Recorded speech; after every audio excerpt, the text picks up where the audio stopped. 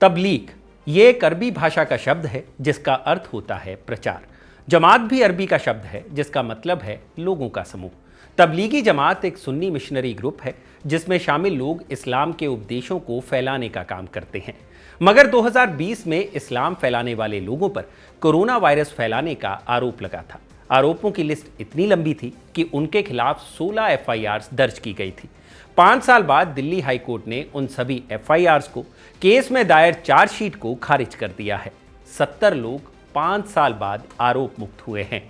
2020 में जब देश और दुनिया एक महामारी से जूझ रही थी, हमारे और आपके घर परिवार के लोग इस बीमारी का शिकार होकर हमसे दूर चले जा रहे थे। जब अस्पतालों में भीड़ थी, बाहर जाने का डर था, तब देश की 18% आबादी एक और जंग लड़ रही थी। मुसलमानों को भारत में कोरोना फैलाने का जिम्मेदार बता दिया गया था, क्योंकि दिल्ली के मरकज निजामुद्दीन में मौजूद लोगों का कोविड टेस्ट पॉजिटिव आ गया था। बाकी जगह ऐसा होने पर कहा जाता था कि कोरोना का मरीज मिला, लेकिन मरकज में मरीज नहीं मिल रहे थे, वहां मानव कोरोना बम मिल रहे थे। ये भाषा हमारी नहीं है, एक सूबे के राज्य मंत्री की थी। तमाम चेतावनियों के बावजूद कोरोना को हल्के में लेने वाली राजनीति ने मुसलमानों को बलि का बकरा बना दिया। कोविड ट्रैकर के साथ साथ जमात ट्रैकर चला। मरकज में शामिल लोगों को पूरे देश में टॉर्च लेकर खोजा गया, मानो वो आतंकवादी हो। इस सब में सरकार, समाज और प्रेस सब शामिल थे। क्या वो हाई कोर्ट के आदेश के बाद अपना स्पष्टीकरण देंगे? नमस्कार, मैं हूं भूपेंद्र सोनी और आप देख रहे हैं खबर गांव समाचार, जिसमें आज हम घड़ी की सुई 5 साल पीछे घुमाएंगे और पूछेंगे कि किसी भी होनी अनहोनी में अरबी फारसी नाम खोजकर हाय तौबा मचाने की जो हमें आदत लगी है, उसे हम सदी की सबसे बड़ी महामारी में क्यों पीछे नहीं छोड़ पाए? इतनी नफरत हमारे अंदर किसने भरी? और जब यह सब हो रहा था, हम खामोश क्यों थे? क्या वक्फ संशोधन कानून संवैधानिक है? सवाल है जाति जनगणना जाति कैसे पूछ ली? कौन रेडिकलाइज हो चुका है? मिट्टी में मिलाने का समय आ गया है।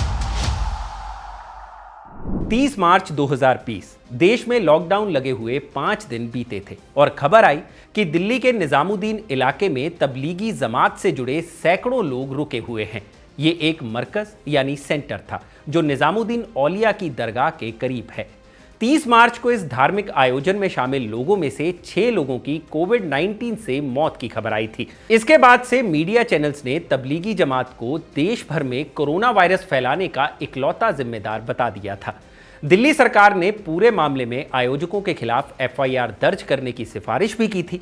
दिल्ली सरकार का दावा था कि जिस वक्त ये आयोजन चल रहे थे, तब दिल्ली में कई ऐसी धाराएं लागू थी जिसमें 5 से ज्यादा लोग एक जगह इकट्ठा नहीं रह सकते थे और FIR हुई भी थी। 1 या 2 नहीं, 16 FIR दर्ज हुई थी। ये FIR 70 भारतीयों के खिलाफ दर्ज की गई थी, जिन पर आरोप ये था कि उन्होंने कोरोना वायरस को फैलाने का काम किया है। इन्हीं सब FIRs को दिल्ली हाई कोर्ट ने अब खारिज किया है और अपनी जजमेंट में अहम कमेंट्स भी किए हैं। कोर्ट ने कहा है कि जिन 70 लोगों को आरोपी बनाया गया है, चार्जशीट में इस बात के कोई सबूत नहीं है कि वो लोग कोरोना पॉजिटिव थे। जो इंसान कोरोना पीड़ित है ही नहीं, वो बीमारी कैसे फैला सकता है? जस्टिस नीना बंसल कृष्णा ने कहा कि इन लोगों के खिलाफ ऐसा कोई सबूत नहीं है जिससे यह साबित हो कि उन्होंने लॉकडाउन का उल्लंघन किया या किसी भी तरह से कोरोना वायरस फैलाने की नीयत के साथ बाहर निकले थे। कोर्ट ने इस बात पर भी जोर दिया कि तबलीगी जमात के सदस्य देश में लॉकडाउन लगने की घोषणा से पहले ही मरकज में मौजूद थे। यही बात 2020 में तबलीगी जमात ने भी कही थी। खबरों के अनुसार तबलीगी जमात ने एक बयान में कहा था कि जब प्रधानमंत्री ने जनता कर्फ्यू का ऐलान किया, तब तबलीगी जमात ने अपने यहां चल रहे कार्यक्रम को तुरंत रोक दिया था। दिल्ली पुलिस ने कोर्ट में कहा था कि 26 से 31 मार्च के बीच इलाके में इंस्पेक्शन किए गए थे और उन्हें वहां तबलीगी जमात के लोग मिले थे। पुलिस ने यह भी कहा था कि ये लोग मरकज से बाहर भी निकले थे, जिसकी वजह से दिल्ली सरकार के सोशल डिस्टेंसिंग नियमों का उल्लंघन हुआ था। हालांकि कोर्ट ने यह स्पष्ट किया कि इन 70 पेटिशनर्स ने धारा 144 CRPC के तहत लागू किसी भी नियम का उल्लंघन नहीं किया था। ना ही वो किसी प्रदर्शन, सामाजिक, सांस्कृतिक, राजनीतिक या धार्मिक सभा, साप्ताहिक बाजार या समूह यात्रा में शामिल हुए थे। हाईकोर्ट ने कहा कि ये लोग लॉकडाउन के कारण मजबूरन मरकज में ही रह गए थे। उनके पास बाहर निकलने का कोई साधन नहीं था और बाहर निकलना खुद लॉकडाउन का उल्लंघन होता। ऐसा कोई आरोप नहीं है कि इन याचिकाकर्ताओं में से कोई कोविड पॉजिटिव था या उन्होंने निगरानी कर्मचारियों के साथ कोई सहयोग नहीं किया हो। इससे पहले इस मामले की सुनवाई 22 अप्रैल 2025 को हुई थी और तब फैसला रिजर्व रखा गया था। कोर्ट ने यह कहा कि इन लोगों के खिलाफ कोई क्रिमिनल चार्जेस प्रूफ नहीं हुए हैं और सभी एफआईआर और चार्जशीट को क्वाश किया जाता है। लेकिन तब भी तबलीगी जमात को सीधे तौर पर 5 साल पहले कोविड आउटब्रेक का जिम्मेदार बताया गया था। कोरोना वायरस की आकृति को कुर्ता टोपी पहनाकर सोशल मीडिया पर पोस्ट किया गया। मौलाना साद को इस पूरे खेल का किंगपिन बताया गया। उत्तर प्रदेश सरकार में राज्य मंत्री आनंद स्वरूप शुक्ला ने तबलीगी जमात के लोगों को कोरोना बम तक कह दिया था। मंत्री जी का बयान था कि जब लोग देश में रामनवमी का पर्व अपने घरों में रहकर मना रहे थे तो कुछ लोग अपने घरों की छतों पर सामूहिक नमाज पढ़ रहे थे। देश में संक्रमण फैलाने की ये सोची समझी साजिश थी। जमात से जुड़े लोगों को उन्होंने आतंकवादी, तालिबानी तक कह दिया था और लोगों से अपील ये की थी कि यदि कोई मुसलमान दाढ़ी रखे हो लेकिन उसकी मूंछ गायब हो तो उससे सावधान रहिएगा। झारखंड के स्वास्थ्य मंत्री बन्ना गुप्ता ने भी प्रदेश में कोरोना फैलाने के लिए तबलीगी जमात को ही दोषी बताया था। इसे समझिए, तबलीगी जमात ने एक आयोजन किया, उसी दौरान कोरोना वायरस के मामले बढ़े, देश में लॉकडाउन लगा। तब तबलीगी जमात ने कहा था कि स्थानीय पुलिस को जानकारी दी थी और आयोजन बंद कर दिया था। पुलिस ने कहा था कि जानकारी नहीं थी। लेकिन सवाल यह है कि क्या इस पूरे प्रकरण में तबलीगी जमात के लोगों के साथ साथ पुलिस प्रशासन के लोग इसे बेहतर तरीके से नियंत्रित कर सकते थे और क्या तब कोरोना वायरस के केसेस कम होते? इसका जवाब हां भी है और ना भी, क्योंकि दोनों ही बातों का समर्थन करने के लिए फैक्ट्स हमारे पास नहीं है। मगर तबलीगी जमात पर लगे इन आरोपों का आउटकम क्या हुआ, उसके फैक्ट्स जरूर मौजूद हैं। पूछिए हल्द्वानी के जावेद से, जिन्हें यह कहकर फल का ठेला लगाने से मना कर दिया गया था कि वो मुस्लिम है और उनकी वजह से कोरोना वायरस फैलता है। पूछिए कर्नाटक के बागलकोट जिले के बिदारी गांव में मुसलमान मछुआरों से, जो कृष्णा नदी में मछली पकड़ने गए थे तो लोगों ने उन्हें घेर लिया था और कहा था, तुम लोग क्यों आए हो, तुम लोगों की वजह से ही कोरोना फैल रहा है। यह घटनाएं अप्रैल 2020 में ही हुई थी और घटनाएं सिर्फ यही नहीं थी। अप्रैल 2020 में ही गुरुग्राम में कुछ लोगों ने एक मस्जिद पर गोलियां तक चला दी थी, ये चेक करने के लिए कि कहीं यहां तबलीगी जमात के लोग तो नहीं छुपे हैं।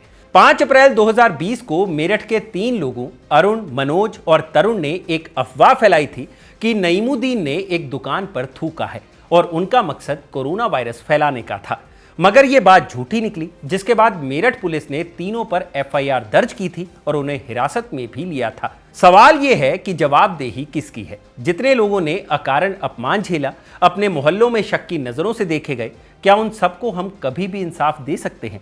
क्या हम इन करोड़ों लोगों से नजरें मिला सकते हैं? दिल्ली हाईकोर्ट ने कम से कम 70 लोगों को तो इंसाफ दे ही दिया है। इनका केस आशिमा मांडला ने लड़ा था। इस वर्डिक्ट पर उन्होंने क्या कहा है वो भी आपको सुनना चाहिए। So the Delhi High Court has quashed all 16 trials which were pending against Indian nationals, and these were 70 Indian nationals, and the only allegation against them was that they were housing foreign nationals. And out of the 16 cases, there were 3 such cases in which the Indian nationals were housing foreign nationals in their own homes, which is in no manner which can be seen to be an offence, because we are talking about those times when during the lockdown the directive was that be where you are, where leaving your house was an offence. So in such circumstances, if any kind of shelter is being provided on a humanitarian grounds to foreign nationals, then that cannot be an offence. बात सिर्फ तबलीगी जमात या corona virus की भी नहीं है। याद कीजिए ओडिशा के बालासोर का वो रेल हादसा, जिसमें 275 लोगों की मौत हो गई थी। सोशल मीडिया पर एक तस्वीर शेयर की गई, कहा गया रेल पटरी के पास मस्जिद थी और दिन शुक्रवार था। जो मैं अभी बोलूंगा वो सुनने में एब्सर्ड लगना चाहिए, मगर लगता नहीं है, क्योंकि ये न्यू नॉर्मल बन चुका है। ये कहा गया कि पटरी के बगल में मस्जिद है और दिन जुमा यानी शुक्रवार है। बालासोर का रेल हादसा था या साजिश थी? 2020 में जब तबलीगी जमात पर धार्मिक आयोजन करने के आरोप लगे थे, उसी के कुछ महज 1.5 महीने बाद जून के महीने में जगन्नाथ यात्रा थी। 22 जून को वीडियोस में देखा गया था कि श्रद्धालु बिना सोशल डिस्टेंसिंग को फॉलो किए यात्रा में मौजूद थे, जबकि सुप्रीम कोर्ट के दिशा निर्देश भी थे कि 10 दिन की यात्रा को सोशल डिस्टेंसिंग का ध्यान रखते हुए पूरा किया जाए। एक बार ढंग से इंटरनेट सर्च कीजिएगा कि 2 धार्मिक आयोजनों के बारे में जिस तरह बात हुई उसमें कितना फर्क है। यहां हम कोई हिंदू मुसलमान नहीं करना चाहते, यहां हम आपको सिर्फ उदाहरण के जरिए बताना चाहते हैं कि किस तरह से धार्मिक आयोजनों में भी फर्क किया जाता है। और सिर्फ धार्मिक आयोजन नहीं हुए थे। नवंबर 2020 में मध्य प्रदेश की 28 सीटों के लिए उपचुनाव हुए, क्योंकि मार्च में विधायकों ने पाला बदलकर सरकार गिरा दी थी। यह वही मार्च था जब तबलीगी जमात का मामला सुर्खियों में था। नवंबर 2020 में ही बिहार विधानसभा की 243 सीटों पर चुनाव हुए। कुछ महीने बाद माने मार्च अप्रैल में असम की 126 सीटों पर और पश्चिम बंगाल की 294 सीटों पर विधानसभा चुनाव हुए थे। इन घटनाओं के कुछ हफ्तों बाद पूरा देश कोरोना की दूसरी लहर में और ज्यादा भीषण चपेट में आ गया था। कितनी रैलियां निकली उनकी गिनती नहीं। आप इंटरनेट पर उन रैलियों के बारे में भी सर्च कीजिएगा। क्या कभी भी कहीं भी इन रैलियों को सुपर स्प्रेडर इवेंट कहा गया? जवाब है नहीं। उंगली उठाने वाले लोग शिकायती करार दे दिए गए। धार्मिक आयोजन और चुनाव सब होता रहा। हाँ, जनगणना नहीं हो पाई। हाई कोर्ट के आदेश के बाद हम न्याय के घर देर है अंधेर नहीं कह सकते हैं। कह सकते हैं कि आखिरकार न्याय मिल ही जाता है। लेकिन उन 70 लोगों के 5 सालों का क्या, जो एक ऐसे आरोप में FIR झेल रहे थे जो उन्होंने कभी किया ही नहीं था? आपके पास जवाब हो तो हमें भी बताइएगा। खबरगांव समाचार के एपिसोड में बस इतना ही। अंत में एक सवाल, सर्वधर्म समभाव के संस्कार वाले इस देश में ये नफरत नॉर्मल कब और कैसे हो गई? इसका जवाब हो तो हमें भी बताइएगा।